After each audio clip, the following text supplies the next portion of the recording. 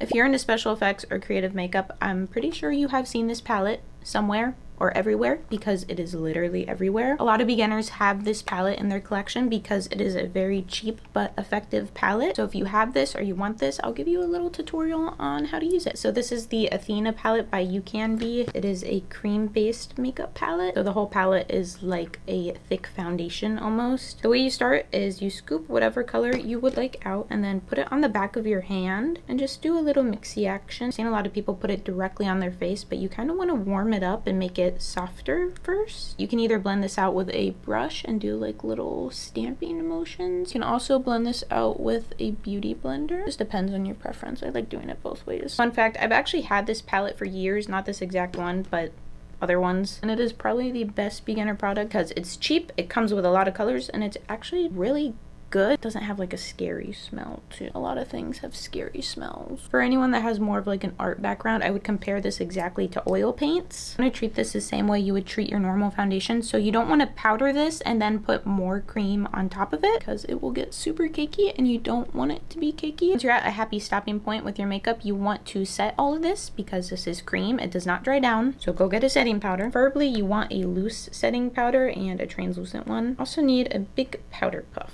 You can go a little heavy-handed with the powder because if you don't, you're going to pick up a little bit of the foundation onto the puff. I'm going to dust all the powder residue off. A little up close of what my skin is looking like. It looks a little dry. If you're looking a little too dry, you want to go in with a hydrating setting spray, not a finishing spray. Finishing and setting sprays are two different things. You want to rehydrate the makeup. You don't want to set it. Does that make sense? Hopefully that makes sense. So I'm just gonna rehydrate a little. Once the setting spray is completely dry, you can start layering some eyeshadow on top of everything. You don't want to disrupt the base because if you do, you're gonna have to wipe it off and then that's a whole like mess in of itself. Just be gentle when you're putting on any other products. Putting on a little bit of highlighter. Try to make every step that you do a tapping motion rather than like a scrubbing motion because the harder you scrub, the more it's going to come off. Now, if you really want this to stay on, you want to use a waterproof setting spray or a finishing spray. I'm going to use the One Size Glitter setting spray. Okay, we're at a pretty good stopping point, so I'm going to do my little finishing touches and I'll be right back with the finished look. And the finished look, what do we think? I know it's kind of...